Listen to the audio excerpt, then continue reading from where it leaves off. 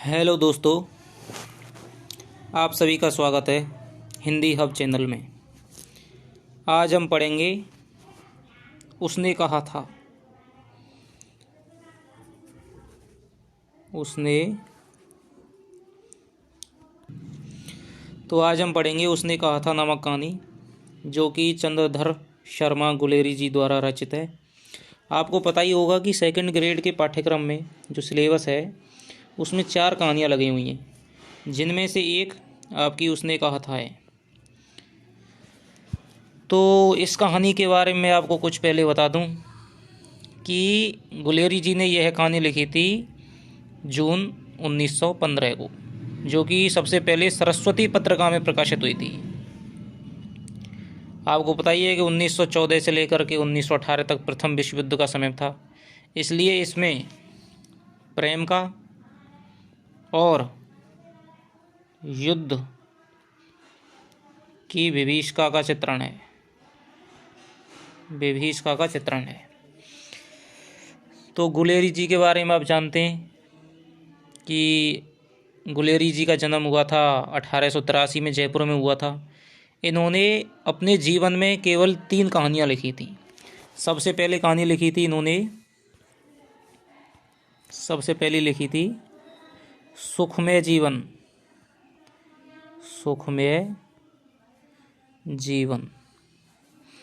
1911 में। इसके अलावा इन्होंने लिखी थी बुद्धू का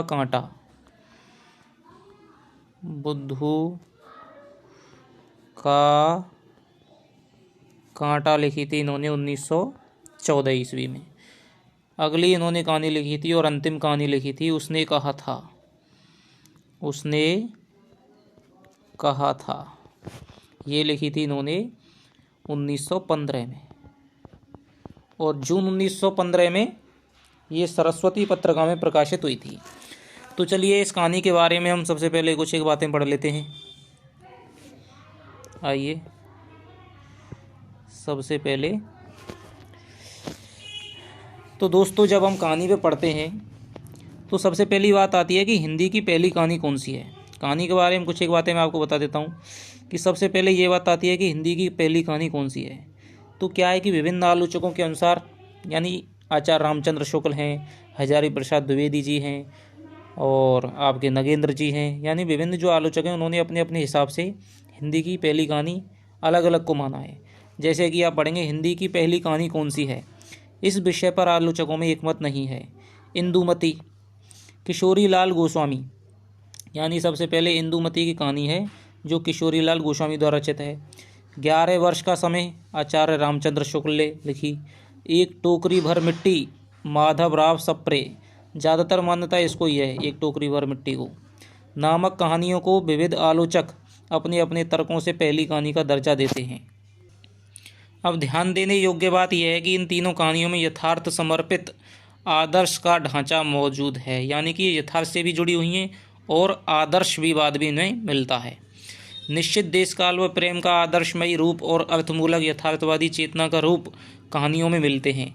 आधुनिक कहानी के इन तीनों तत्वों का कुशल निर्वाह गुलेरी जी करते हैं। इन्होंने लिखी थी, जून 1915 में प्रकाशित हुई थी सरस्वती नामक पत्रिका में उसने कहा था नामक कहानी हिंदी कहानी में एक मिसाल कायम करती है। गुलेरी जी की कहानी क्षमता का मूल्यांकन करते हुए रामदरश मिश्र ने लिखा है कि चंद्रधर शर्मा गुलेरी जी की उसने कहा था हिंदी की पहली कहानी है। हिंदी की पहली कहानी उसने कहा था को किसने माना है? रामदरश मिश्र, प्रसिद्ध आलोचक हुए हैं रामदरश मिश्र, जिन्होंने उसने कहा था नामक कहानी को हिंदी की पहली कहानी माना है, जो उस प्रवृत्ति की बड़ी ही सशक्त कहानी है और इतनी सशक्त है कि हिंदी कहानी में इतने मोड़ों, प्रयोगों, इतनी यथार्थवादी सघनता आने के बावजूद वह अपनी जगह, अपनी ऊंचाई के साथ खड़ी है। उसकी यह विशेषता है कि वह आदर्श के एक बिंदु से परिचालित होकर भी यथार्थ के एक व्यापक विस्तार में फैली है। क्या कहते हैं कि उसकी यह विशेषता है कि वह आदर्श के एक बिंदु से परिचालित होकर, यानी कहानी क्या है, आदर्श से शुरू होती है और यथार्थ के मोड़ पर समाप्त होती है। हम जब कहानी पढ़ेंगे तब इसको आपको अच्छी तरह से समझाऊंगा। और यथार्थ का विस्तार अपने महत्व में छोटा नहीं हुआ है। यानी कि कई बार क्या है कि जैसे प्रेमचंद हैं, शुरुआत में उन्होंने आदर्शवादी कहानियाँ लिखी थी। इसके अलावा अन्य कहानीकार आए, उन्होंने यथार्थवादी कहानी लिखी हैं। प्रेमचंद अंत में यथार्थवाद की तरफ मुड़ जाते हैं। इसके अलावा उनको आदर्शोन्मुखी यथार्थवादी कहानीकार माना जाता है। लेकिन क्या है कि जैसे कई बार यथार्थ उन्होंने कहानी के अंत में जाते जाते समाप्त हो जाता है या कम हो जाता है। लेकिन गुलेरी जी की उसने कहा था नामक कहानी में यथार्थ का विस्तार अपने महत्व में छोटा नहीं हुआ है। यानी कि जो उन्होंने यथार्थ को लेकर कहा है उसमें प्रेम का स्वरूप भी है, आदर्श का रूप भी है और यथार्थ का महत्व तो बहुत ही ज़्यादा है। तो दोस्तों अब हम पढ़ते हैं कि आलोचकों की दृष्टि में गुलेरी जी की, विभिन्न आलोचकों ने गुलेरी जी की कहानी और उनके कहानी लेखन के बारे में क्या क्या कहा है। चंद्रधर शर्मा गुलेरी की अमर कहानियों की भूमिका में डॉक्टर अमरनाथ झा ने लिखा है। क्या लिखा है साहब? कि उसने कहा था शीर्षक कहानी में तो विशेषकर ऐसी विलक्षणता है कि एतद करत कारणे किमन्यथा रोदती ग्रावः। क्या कहा है? डॉक्टर अमरनाथ झा जी ने कहा है कि उसने कहा था शीर्षक कहानी में तो विशेषकर ऐसी विलक्षणता है कि एतद करत कारणे किमन्यथा रोदती ग्रावः। ये कथन कह करके पूछा जा सकता है कि एतद करत कारणे किमन्यथा रोदती ग्रावः किस आलोचक ने कहा है? डॉक्टर अमरनाथ झा ने। आचार्य रामचंद्र शुक्ल ने इस कहानी की उच्छ्वसित प्रशंसा, उच्छ्वसित यानी कि मुक्तकंठ से खूब बढ़ चढ़कर प्रशंसा की है और मर्यादा में रहकर प्रेम की व्यंजना करने वाली अद्वितीय कहानी कहा है। आचार्य रामचंद्र शुक्ल तो आपको पता है कि हिंदी के प्रसिद्ध आलोचक हैं, इतिहासकार हैं। उनका एक एक कथन, एक एक वाक्य अपने आप में बहुत ही महत्वपूर्ण है। इसलिए आपसे यदि पूछा जाए कि उसने कहा था कहानी के बारे में शुक्ल जी ने क्या कहा है, तो शुक्ल जी ने इन्होंने उच्छ्वसित प्रशंसा की है, यानी कि खूब प्रशंसा की है और मर्यादा में रहकर प्रेम की व्यंजना करने वाली अद्वितीय कहानी कहा है। यदि आपसे पूछा जाए कि मर्यादा में रहकर प्रेम की व्यंजना करने वाली कहानी, यानी उसने कहा था, किसने कहा है? उसने कहा था को किसने कहा है? तो आप क्या लिखेंगे? आचार्य रामचंद्र शुक्ल जी ने कहा है। अब डॉक्टर नगेंद्र जी क्या लिखते हैं कि गुलेरी जी की कहानियों का प्रमुख आकर्षण तो रस ही है। यह रस उथली रसिकता या मानसिक विलासिता का तरल द्रव्य नहीं है, जीवन के गंभीर उपभोगों से खींचा हुआ गाढ़ा रस है। यानी नगेंद्र जी के लिखते हैं कि गुलेरी जी ने जो 3 कहानियाँ लिखी हैं, जब उनकी जो कहानी लेखन की जो विशेषता है उनमें रस प्रधान है। यानी कि आप देखेंगे कि जब हम उसने कहा था नामक कहानी को पढ़ेंगे तो उसमें देखेंगे आपकी प्रेम का रस सराबोर है, प्रेम रस से जो सराबोर है। यह रस उथली रसिकता या मानसिक विलासता का द्रव्य नहीं है। तो ये कहते हैं कि जो गुलेरी जी जो अपनी कहानियों में जो ये रस डालते हैं, जो प्रेम के रस को डालते हैं या अन्य कोई भी रस को डालते हैं, तो ये उनकी केवल मानसिक विलासता, ऐसा नहीं है कि उन्होंने विलासतापूर्ण जीवन जिया हो और ऐसी कोई अपने भोगवादी संसार में रहे हों उसकी वजह से वो डालते हों। वे क्या है कि जीवन के गंभीर उन्होंने जो अनुभव लिए थे, उन अनुभवों को सींचा हुआ जो रस था उसको अपनी कहानियों में उन्होंने पिरोया है। आचार्य नंदुलाल वाजपेयी जी के अनुसार नंदुलाल वाजपेयी जी क्या कहते हैं कि यूँ उसने कहा था में घटनाएं भी हैं, संयोग भी हैं और रोमांटिक दृष्टि भी हैं, लेकिन उन सब का संगठन इस वैशिष्ट्य के साथ हुआ है और प्रेम, कर्तव्य और आत्म बलिदान का पारस्परिक संघर्ष का इतना असाधारण और संवेदनात्मक रूप में हुआ है कि कहानी नहीं हो जाती है। दोस्तों एक बात मैं आपको बताना चाहूँगा कि नेट यूजीसी का जो एग्ज़ाम होता है हिंदी का, उसमें विभिन्न यानी कि प्रसिद्ध कहानी, आपने बताया हिंदी साहित्य की प्रसिद्ध कहानी मानी जाती है, उसने कहा था, और इसके बारे में विभिन्न आलोचकों ने कौन कौन से कथन कहे हैं। इस प्रकार के कथन हैं वो नेट यूजीसी के एग्ज़ाम में आपको पूछे जाते हैं। डॉक्टर श्याम सुंदर दास ने गुलेरी जी के साहित्य को अमूल्य रत्न माना है, क्योंकि गुलेरी ने अपनी कहानियों में पात्रों के भाव, परिस्थिति में सजीवता का समावेश किया है। अब हम देख लेते हैं कि कुछ एक विद्वान हो रहे हैं, उन्होंने क्या कहा है कि मधुरेश जी ने लिखा है कि उसने कहा था वस्तुतः हिंदी की पहली कहानी है जो शिल्प विधान की दृष्टि से हिंदी कहानी को एक झटके में प्रौढ़ बना देती है। यानी कि क्या कहते हैं कि इससे पहले कि जैसे कि आपने बताया कि धुलाई वाली था और एक टोकरी भर मिट्टी था, 11 वर्ष का समय था, ये हिंदी की पहली कहानियाँ तो मानी जा सकती हैं, लेकिन शिल्प की दृष्टि से और कथानक की दृष्टि से उतनी प्रौढ़ नहीं मानी जा सकती हैं। लेकिन जैसे ही गुलेरी जी ने उसने कहा था नामक कहानी लिखी थी, तो उसमें शिल्प की जो दृष्टि थी, शिल्प यानी कि आपको पता है कहानी के दो मतलब काव्य के दो तत्व होते हैं, एक तो शिल्प पक्ष होता है, एक भाव पक्ष होता है। भाव पक्ष में तो कथानक आ जाता है, शिल्प में क्या आ जाता है कि उसकी विशेषता है, उसमें कौन से रस है, उसकी भाषा क्या है, उसमें शब्दों का कैसे कैसे प्रयोग हुआ है, किस तरह का उसका मतलब क्या क्या, और उसकी शिल्प का तो यानी बाह्य विशेषताएं आ जाती हैं। तो उसने कहा था वस्तुतः हिंदी की पहली कहानी है जो शिल्प विधान की दृष्टि से हिंदी कहानी को एक झटके में प्रौढ़ बना देती है। प्रेम का, बलिदान का और कर्तव्य की भावना से अनेक कहानियाँ लिखी गई हैं, किंतु यह कहानी अपनी मार्मिकता और सघन गठन के कारण आज भी अद्वितीय बनी हुई है। दोस्तों, जब आप इस कहानी को पढ़ेंगे तो इसके प्रेम को देख करके आज की तरह प्रेम नहीं है, इसमें जिस प्रेम का वर्णन किया गया है उस प्रेम को देख करके आप जो मान लो आपकी आंखों से आंसू निकल आएंगे। हिंदी कहानी के प्रारंभ काल में ही ऐसी श्रेष्ठ रचना का प्रकाशित होना एक महत्वपूर्ण घटना है। तो आपने देख लिया कि मधुरेश जी ने क्या कहा है। अब पढ़ेंगे। पंडित विनोद शंकर व्यास ने मधुकरी की भूमिका में लिखा है कि 1915 ईस्वी में उसने कहा था, कहानी ने विद्वानों को चकित कर दिया। हिंदी कहानियों में आज तक इसके जोड़ की दूसरी कहानी नहीं निकली है। इस कहानी का शीर्षक बहुत ही आकर्षक है। हिंदी में यह पहली वास्तविक कहानी है। इस कहानी के सब अंग वर्तमान में हैं। जो इस कहानी को पढ़ेगा वह जीवन विस्तार से भूल नहीं पाएगा।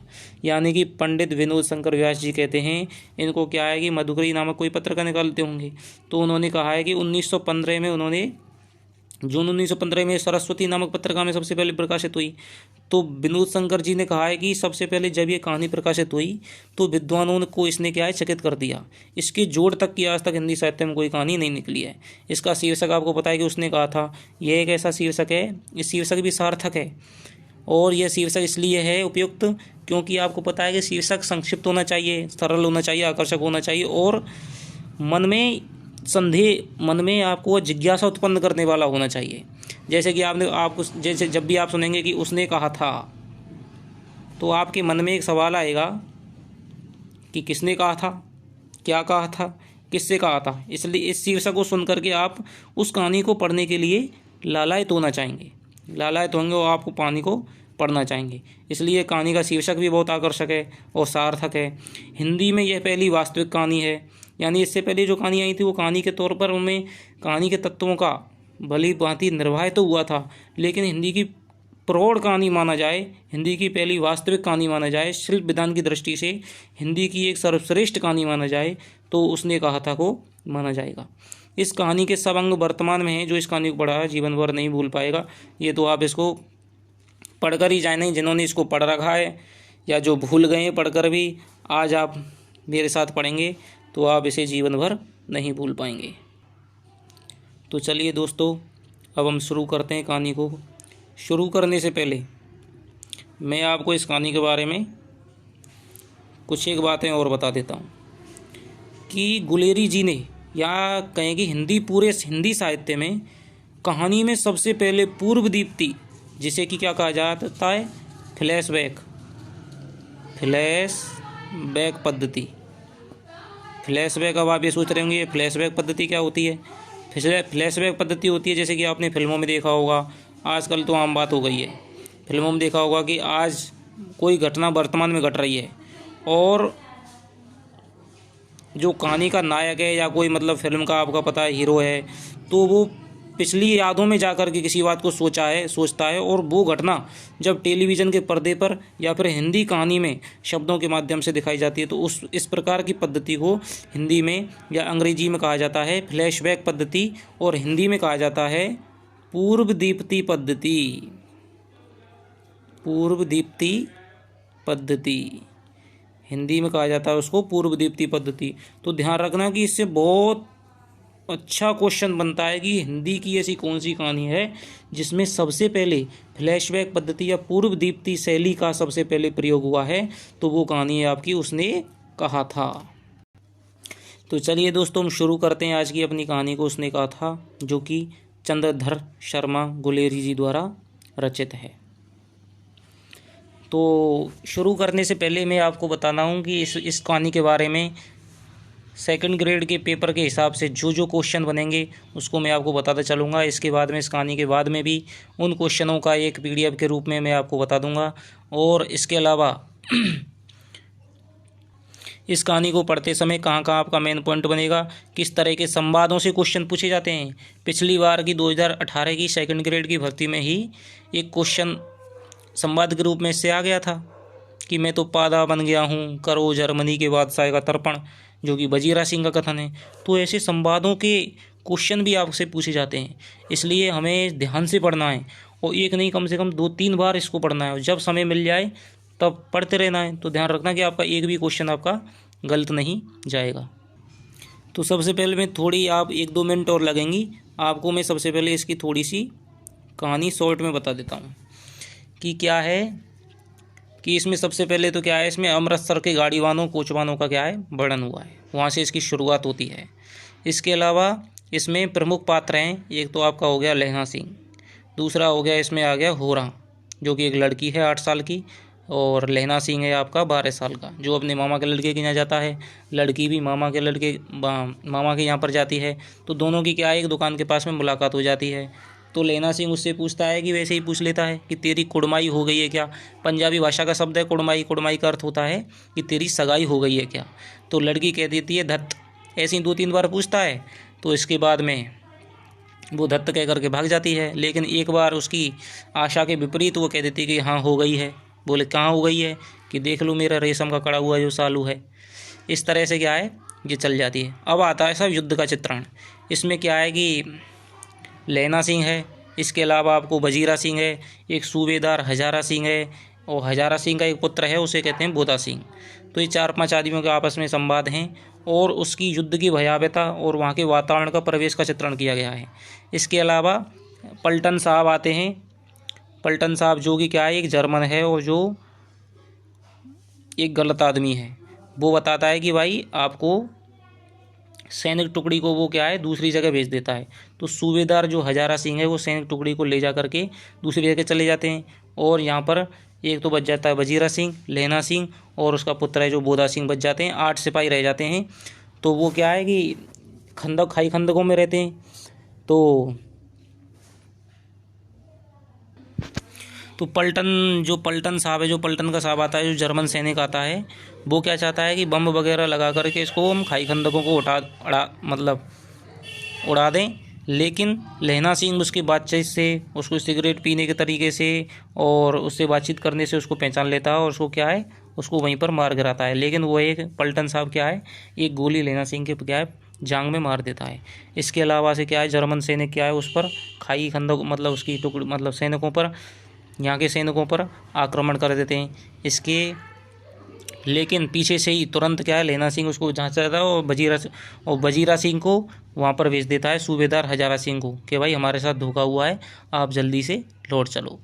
तो फिर सूबेदार हजारा सिंह है वो पीछे से ही आ जाता है, जिससे कि वह जर्मन सैनिकों को फिर क्या है मार गिराते हैं। इसके बाद में क्या है, लेकिन इस लड़ाई में लहना सिंह को गोली लग जाती है और उसको वह मिट्टी से ढक लेता है और किसी को बताता नहीं है।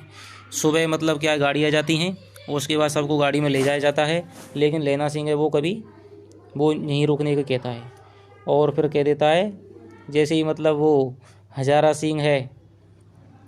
सिंह और बोधा सिंह जाते हैं तो वो कहता है कि सूबेदारनी वही लड़की है, उसका नाम है होरा, जो बचपन में इससे मिलती थी, जो कहती थी कि तेरी कुड़माई हो गई है क्या। वो कहती थी धत्त, हाँ मेरी कुड़माई हो गई है। तो उससे कहता है कि जाते समय मैंने सूबेदारनी से कहना कि मैंने उनका काम कर दिया है। अब क्या है कि लहना सिंह है और वजीरा सिंह है, तो वो आपस में बातचीत होती है। तो क्या है लहना सिंह फिर से फ्लैशबैक में चला जाता है। वो सोचता है कि पिछली बार वो क्या ज़मीन का सौदा करने गया था, उसके भाई का नाम क्या है कीरत सिंह है, तो ज़मीन का कोई सौदा था उसे करने गया था। लेकिन इसी समय क्या है आदेश आ जाता है कि भाई प्रथम विश्व युद्ध चालू होने वाला है, आपको क्या है कि आपको लाम पर जाना है, यानी कि युद्ध की स्थान पर जाना है। तो उसके नज़दीक ही गांव पड़ता था सूबेदार हजारा सिंह का, और वो फिर सूबेदार हजारा सिंह कहता है कि भाई मैं और बोधा सिंह भी जाएंगे और तुम भी साथ ही चलते चलना और यहाँ हमारे गांव से होकर के निकलते चलना। जैसे ही वो लहना सिंह है उसके घर में जाता है तो बातचीत कर रहा होता है, तो सूबेदार कहता है कि सूबेदारनी है जो मेरी पत्नी है वो तुमको जानती है। तो लहना सिंह कहता है भाई ऐसे कैसे जानती है। तो वो कहता है कि जाओ उससे मिल आओ। तो लैला सिंह उससे मिलने जाता है। वो कहता है कि आप मुझे जानती हैं, मुझको सूबेदार ने कहती है कि मुझको पहचाना। और लैला सिंह कहता है कि नहीं पहचाना। फिर वो कहती है कि तेरी कुड़माई हो गई है धरती, ये रेशम से कड़ा हुआ सालू। इसके बाद लैला सिंह को एक झटका सा लगता है और उसको वही बचपन के पुराने दिन याद आ जाते हैं। इसके बाद में वो सूबेदार ने कहती है कि ये सरकार है, ये ऐसा क्यों व्यवस्था नहीं करती है कि तीनों को, हमारे पूरे परिवार को ही युद्ध में भेज दे, जिससे कि मैं भी इनके साथ में शहीद हो जाऊं। अब मेरा एक ही तो पुत्र है, उसके बाद में 3-4 पुत्र हुए थे लेकिन वो मारे गए। एक ही और पति है मेरा, ये दोनों चले जाऊंगी। अगर मान के चलो ये मारे गए तो मैं क्या करूंगी। वो कहती है कि जिस तरह तुमने बचपन में मुझे घोड़ों की बाह से आने से, घोड़े के आगे से बचाया था और मेरी रक्षा की थी और खुद घोड़ों की बाह में चले गए थे आड़ में, इसी तरह मेरे पति की और मेरे पुत्र की इस युद्ध में रक्षा करना। तो इस तरह से मतलब लैला सिंह है वो अपने आंखों से आंसू पोंछते हुए बाहर निकल आता है और हजारा सिंह की गोद में कहता है कि पानी पिलाओ। इसके बाद में अखबारों में खबर छपती है कि घावों से, जर्मनी में घावों से फ्रांस बेल्जियम की बटालियन 86 जर्मनी में घावों से मरा जमादार लैला सिंह। तो चलिए दोस्तों, अब हम कहानी शुरू करते हैं। आज इसका एक पार्ट हम पढ़ लेते हैं और आगे के 2 पार्टों में ये कहानी को हम पूरी कर देंगे। तो मैं आपको बताते चाहूँगा, वहीं अंडरलाइन करता जाऊँगा जहाँ से प्रश्न बनने की संभावना रहती है। जो इसके मुख्य संवाद हैं कि बड़े बड़े शहरों में इक्के गाड़ी वालों की जवान के कोड़ों से जिनकी पीठ छिल गई है और कान पक गए हैं, उनसे हमारी प्रार्थना है कि अमृतसर के बम्बू काट वालों की बोली का मरहम लगाएं। गुलेरी जी क्या कहते हैं कि बड़े बड़े शहरों में क्या है कि जो इक्की गाड़ी वाले होते हैं, जो सवारियों को ढोने का काम करते हैं, वे क्या है कि वे बहुत ही कठोर जबान भाषा का प्रयोग करते हैं, जिससे कि यात्री क्या है उनको कोड़े, उनकी जबान को क्या है कोड़ा बताया है, जिससे कि यात्रियों रागीरों की क्या है पीठ छिल गई हो, कान पक गई, जिसको सुन करके क्या रागीर परेशान हो जाते हैं। उन रागीरों से क्या है गुलेरी कहते हैं कि उनसे हमारी प्रार्थना है कि अमृतसर के बम्बू काट वालों की बोली का मरहम लगाएं। इसका मतलब है कि अमृतसर के जो बम्बू काट वालों के जो गाड़ी वाले हैं, इक्के वाले हैं, वे बहुत ही मधुर भाषा का प्रयोग करते हैं, बहुत ही मीठी जबान बोलते हैं, जिसको सुनकर के एकदम शांति आ जाती है। जब बड़े बड़े शहरों की चौड़ी सड़कों पर घोड़े की पीठ चाबुक से धुनते हुए इक्के वाले कभी घोड़े की नानी से अपना निकट संबंध स्थिर करते हैं, कभी राह चलते पैदलों की आंखों के ना होने पर तरस खाते हैं, कभी उनके पैरों की उंगलियों के पोरों को छींगकर अपने ही को सताया हुआ बताते हैं और संसार भर की ग्लानि, निराशा और क्षोभ के अवतार बने नाक की सीध चले जाते हैं, तब अमृतसर में उनकी बरादरी वाले तंग चक्करदार गलियों में हर एक लड्ढी वाले के लिए ठहर कर शब्र का समुद्र उमड़ाकर, बचो खालसा जी, हटो भाई जी, ठहरना भाई जी, आने दो लला जी, हटो बादशाह, कहते हुए सफ़ेद फेंटों, खच्चरों, बत्तखों, गन्ने, खोमचे और भारे बालों के जंगल में से राह खेते हैं। यानी क्या कहते हैं कि बड़े बड़े शहरों की जो कि गाड़ी वाले होते हैं, वे तो बहुत ही शीघ्रता करके आसपास किसी को भी नहीं देखते हैं, किसी भी रागीर को नहीं देखते हैं। कोई रागीर यदि टकरा जाता है तो उसकी आंखों पे तरस खाते हैं और संसार भर की गिलानी, निराशा, क्षोभ के अवतार बने नाक की सीधे एकदम चलते चले जाते हैं। लेकिन जो अमृतसर के बम्बू काट वालों की जो इक्के वाले हैं, बम्बू काट में क्या है इक्के वाले, तो वो कहते हैं, वो उनकी बरादरी वाले तंग चक्करदार मतलब तंग गलियां हैं, उनमें भी हर एक रागीर के लिए, यदि कोई रागीर आगे आ जाता है गाड़ी के तो उसके लिए ठहरते हैं। इसके अलावा बहुत ही प्यार से प्यार का समुद्र उमड़ा करके कहते हैं कि बचो खालसा जी, हटो भाई जी, मतलब प्यार से बहुत ही मधुर जबान बोलते हैं, जिससे कि क्या है कोई बुरी बात भी कहते हैं लेकिन क्या है इतने प्यार से कहते हैं कि सुनने वाला क्या है वो बुरा नहीं मान सकता है। तो आगे चलिए, आगे गुलेरी जी लिखते हैं कि क्या मजाल है कि जी और साहब बिना सुने किसी को हटना पड़े। अब बम्बू काट वाले लोगों का भी ये आदत पड़ गई है कि उन्हें इतनी जी और साहब, इतनी मीठी बोली की आदत पड़ गई है कि अब यदि कोई इनसे जी और साहब नहीं कहता तो वे सड़क से हटते ही नहीं है। यह बात नहीं कि उनकी जीभ चलती नहीं, पर मीठी छुरी की तरह महीन मार करती हुई। गुलेरी जी क्या कहते हैं कि जीभ तो वे बहुत चलाते हैं, लेकिन क्या है कि और शहरों के इक्के वालों, गाड़ी वालों की तरह कठोर बातें नहीं करते हैं, पर मीठी छुरी चलाते हैं, महीन मार करती है, जिससे कोई किसी को क्या है बुरा नहीं लगता है। यदि कोई बुढ़िया बार बार चितौनी यानी कि चेतावनी देने पर भी लीक से नहीं हटती, रास्ते से नहीं हटती है, तो उसकी बचनावली के तो उनकी वचनावली के ये नमूने हैं। हट जा जीणे जोगिए, हट जा करम वालिए, हट जा पुत्ता प्यारिए, बच जा लंबी वालिए।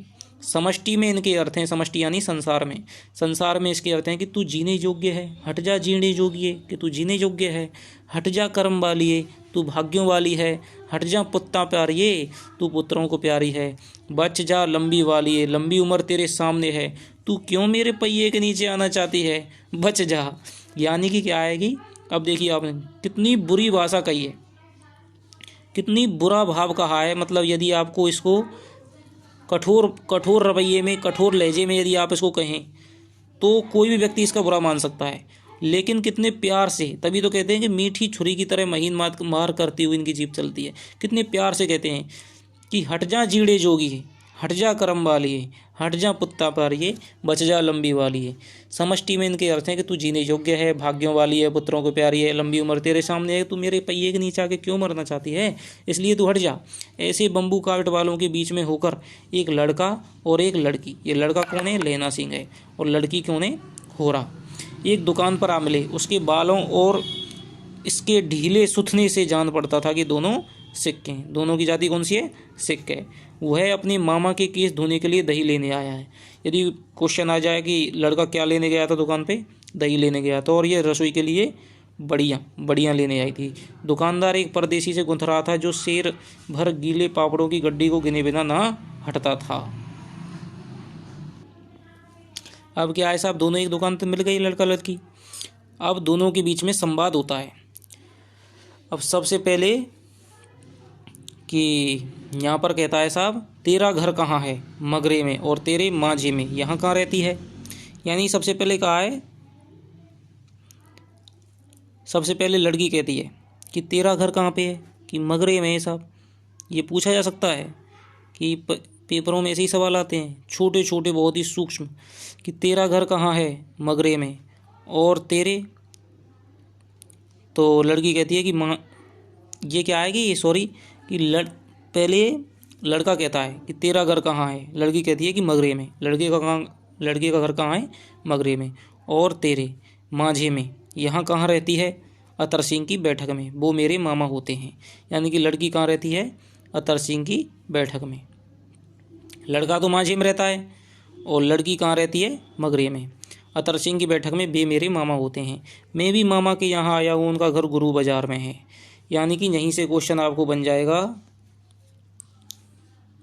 यहीं से क्वेश्चन बन जाएगा कि लड़की का घर तो कहाँ है, मगरे में, और लड़के का घर है साहब आपका मांझे में, और अतर सिंह की बैठक में मेरे मामा होते हैं। ये लड़की रह रही है अतर सिंह की बैठक में और मगरे में। यानी कि आपको मैं पीछे क्वेश्चन के हिसाब से सारा क्लियर कर दूंगा। और मैं भी मामा के आया हूँ, उनका घर है गुरु बाजार में। यानी कि गुरु बाजार में तो किसके घर है, लड़की यानी कि लहना सिंह का। ये हो गया आपका लहना सिंह, लहना सिंह। और यहाँ हो गया साहब आपका मगरे में, और ये हो गया आपका होरा हो गया। तो आप ठीक है, यानी कि लड़की तो है मगरे में मामा के यहाँ अतर सिंह की बैठक में, और लहना सिंह है गुरु बाजार में और मांझे में। ठीक है। अब क्या है कि संवाद हो रहा है, इतने में दुकानदार निपटा और इनका सौदा देने लगा। सौदा लेकर दोनों साथ साथ चले। कुछ दूर जाकर लड़की ने मुस्कुराकर पूछा, तेरी कुड़माई हो गई है, तेरी सगाई हो गई है। इस पर लड़की कुछ आंखें चढ़ाकर धत्त कहकर दौड़ गई। यानी कि धत्त क्या है कि ना कर दिया, धत्त कैसी बात करते हो। लड़का मुंह देखता रह गया। दूसरे तीसरे दिन सब्जी वाले के यहाँ, दूध वाले के यहाँ आयुष्मान दोनों मिल जाते। महीना भर यही हाल रहा। 2-3 बार लड़के ने पूछा कि तेरी कुड़माई हो गई, उत्तर में वही धत्त मिला। एक दिन जब फिर लड़के ने वैसे ही हंसी में चढ़ाने के लिए पूछा तो लड़की लड़के की संभावना के विरुद्ध बोली कि हाँ हो गई है। यानी लहना सिंह तो समझ रहा था कि भाई अभी ये धत्त ही कहेगी, यानी उसकी नहीं हुई है, बचपन में इतनी कहाँ सगाई होती है। लेकिन उसकी लड़की की संभावना के विरुद्ध बोली कि हाँ हो गई, यानी कुड़माई लड़की की हो गई है। कि कब, कल देखते नहीं, यह रेशम से कड़ा हुआ सालू। बहुत ही भाई साहब महत्वपूर्ण संवाद है। ये कथन किसका है, आपसे पेपर में आ जाएगा। देखते नहीं है रेशम से कड़ा हुआ सालू, ये हो जाएगा आपका होरा का। होरा कौन है, सूबेदारनी है, सूबेदारनी है भाई साहब होरा, ठीक है, जो कि क्या है सूबेदार हजारा सिंह की क्या पत्नी है। अब ये क्या है कि लड़की भाग गई, ये कह करके लड़की क्या है भाग गई। लड़के ने तो घर की राह ली, रास्ते में एक लड़के को मोरी में ढकेल दिया, यानी कि लड़के को क्या है दिमाग खराब हो गया, गुस्सा हो गया, यानी कि वो उससे प्रेम करने लग गया था। और जब उसकी सगाई की बात सुनी तो उसे क्या है दुख हो गया, बहुत ही दुख हुआ और बहुत ही गुस्सा आने लगा, उसका मतलब होश ही चला गया। रास्ते में एक लड़के को मोरी में ढकेल दिया, एक छाबड़ी वाले की दिन भर की कमाई खोई, एक कुत्ते पर पत्थर मार दिया, एक गोभी वाले के ठेले में दूध उडेल दिया, सामने नहाकर आई हुई किसी वैष्णवी से टकराकर अंधे की उपाधि पाई, तब कहीं जाकर घर पहुंचा।